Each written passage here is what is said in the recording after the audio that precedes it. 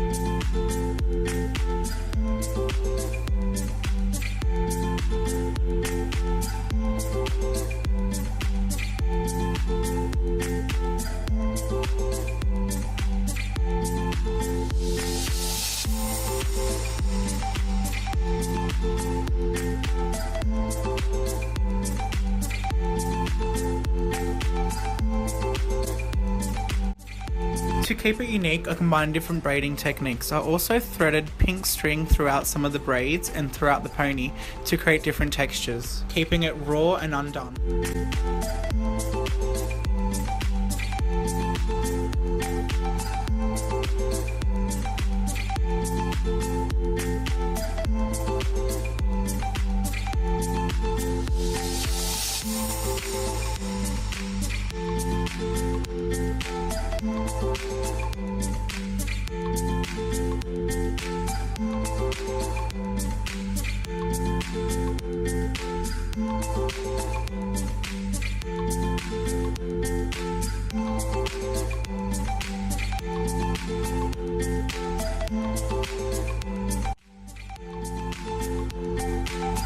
Thanks for watching my video. Hope to see you soon.